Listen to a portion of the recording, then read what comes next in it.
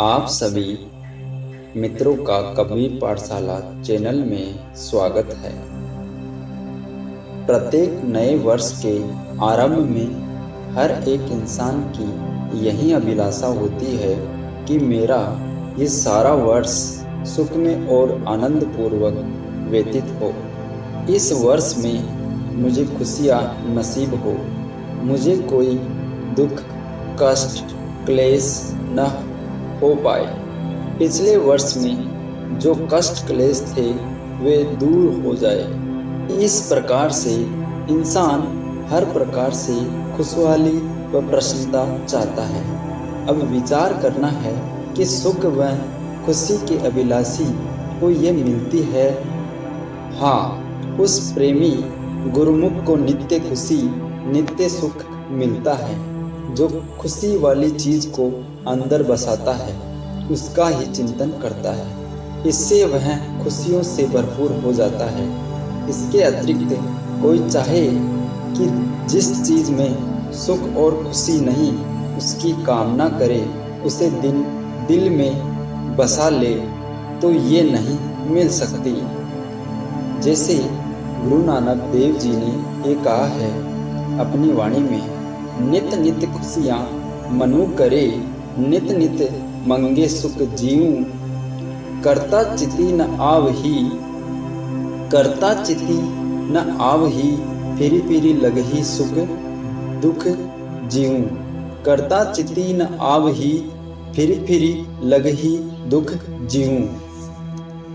इंसान नित्य खुशी व नित्य सुख का अभिलाषी है। उसकी यही कामना रहती है। वह नित्य सुखदायी चीज कौन सी है? वह है मालिक का नाम। उसमें ही खुशी व सुख भरा है। यदि दिल में मालिक के नाम को बसा ले तो गम को वहाँ स्थान ही नहीं मिलेगा, खुशियों से भरपूर रहेगा। इस प्रकार इंसान को सुख व चैन मिल सकता है। ये कुदरती नियम है कि सुखदायी वस्तु बसाएगा तो सुख मिलेगा, दुखदायी बसाएगा तो दुख मिलेगा। दुखदायी चीज कौन सी है? जो जीव दुनिया के पदार्थों, माया के सामानों की कामना करता है, जो नश्वर व क्षणिक है। उनके मिलने पर क्षणिक सुख अनुभव होता है, पुनः हमेशा के लिए दुख मिलता है। कारण यही है कि वे चीजें स्वयं क्षणिक व नाशवान है, बिछुड़ जाने वाली है। उनमें सुख है तो नहीं, परंतु मिलता भी नहीं है, क्योंकि वे नाश हो जाती है। महापुरुषों ने फरमाया है कि ए इंसान, यदि तू सुख का अभिलाषी है, नित्य सुख की आवश्यकता है, तो उस चीज को हृदय में बसा ले जो सुखदायी है। दुख तेरे समीप भी न आ पाएगा। जो मायावी अन्य ख्याल है उन्हें त्याग दे। मालिक के गुणगान कर, मालिक की चाह कर। ईश्वर परमात्मा की चाह से तुझे वह यानी परमात्मा सुख की तुलना में अन्य कोई सुख क्षमता नहीं रखता। अर्थात नित्य खुशी, नित्य सुख प्राप्त हो, भरपूर सुख मिल जाए। तो सुख के ग्राहक हैं, वे हमेशा अपने दिल में खुशी वाली चीज बसाते हैं। मालिक की याद में तल्लीन रहते हैं, लवलीन रहते हैं, मगन रहते हैं। हर समय सुमिरन ध्यान में इसी मस्ती में डूबे रहते हैं। यदि ध्यान दिया जाए कि संसार में ऐसी कोई चीज किसी के पास है जो नित्य खुशी और नित्य सुख प्रदान कर सके, उन्हें चाहना तो सुख की है, ऊपर से सुख चाहते हैं, परंतु आंतरिक लगन दुनियावी सामानों को पाने की है। ये कैसे संयोग बने? अंदर से चाहना होती है दुनिया के सामान, मायावी पदार्थ, धन दौलत, परिवार, इज्जत, शान शौकत व शारीरिक सुख उपभोगों के सामान मिल जाए, भोग विलास के सामान मिल जाए, ऊपर से कहें कि सुख मिले। जब उनकी तासीर ही दुखदायी है तो दुख कैसे मिले? जब उनकी तासीर ही दुखदायी है तो सुख कैसे मिले? ये मीठे फल हार जहर भरे हैं। सुख थोड़ा विपद घनेरी, अर्थात सुख तो थोड़ा सा और विपत्ति बहुत ज्यादा है। ये जो दृश्यमान पदार्थ हैं सब विष से पूर्ण है। विष खा लेने पर किसी को सुख नहीं मिलता, वह तो मृत्यु के मुख में चला जाता है, दुखों से घिर जाता है। दुनिया के पदार्थों में दुख ही दुख है, चिंता व परेशानी है, दुख है ही नहीं।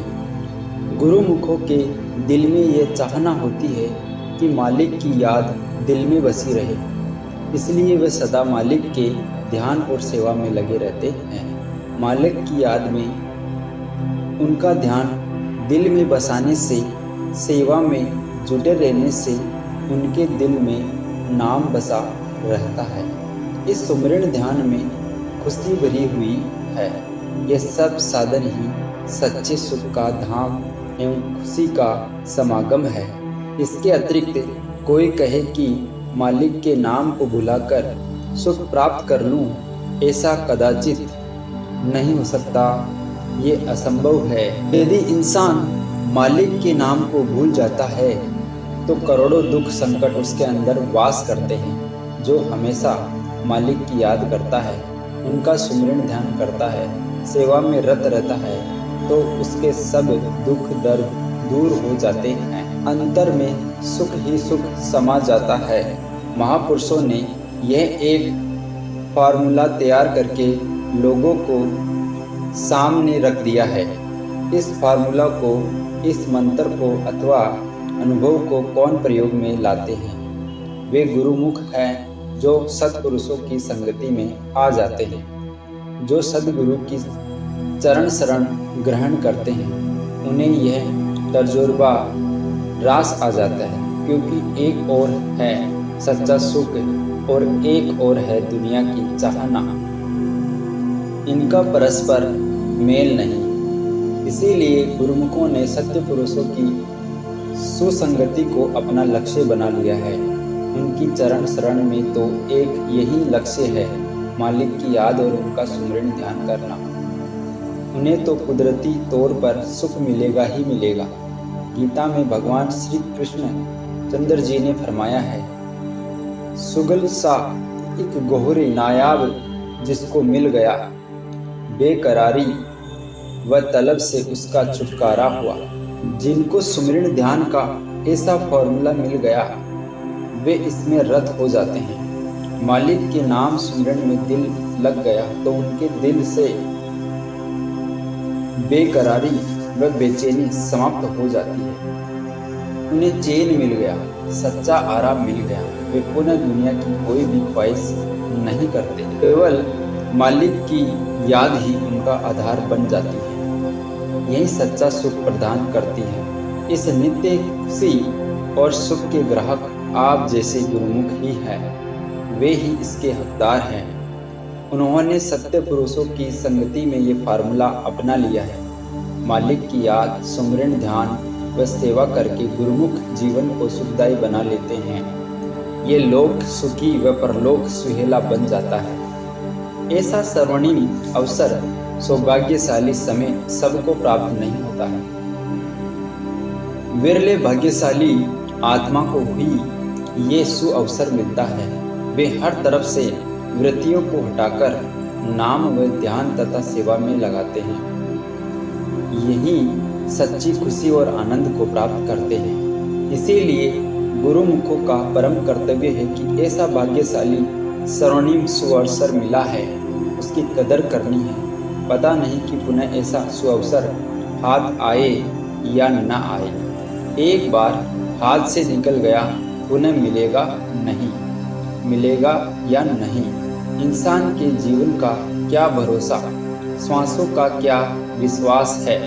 समय को गफलत में नहीं गंवाना, समय की कदर करनी है ताकि गुरुमुख का लक्ष्य पूरा हो जाए।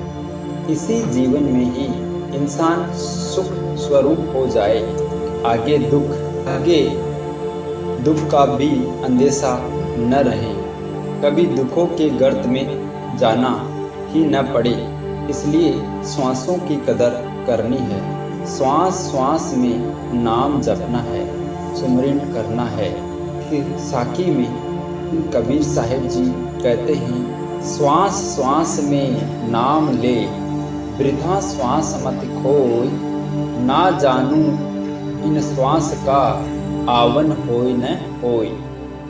अर्थात श्वास का भरोसा नहीं, जो वर्तमान समय सुनहरा अवसर प्राप्त हुआ है, इसकी कद्र करके सच्चा लाभ उठाकर गुरुमुख जीवन को सुखदायी बना लेते हैं और परलोक भी संवार लेते हैं। तो इस तरह हमें इस वृत्तांत में, इस भाग में हमने ये समझा है कि जो सुख की अनुभूति है वो कैसे प्राप्त होगी और किसको प्राप्त होगी, और कैसे हम जो है एक सच्चा अच्छा जीवन जीते हुए हर क्षण हर पल सुख की अनुभूति कर सकते हैं।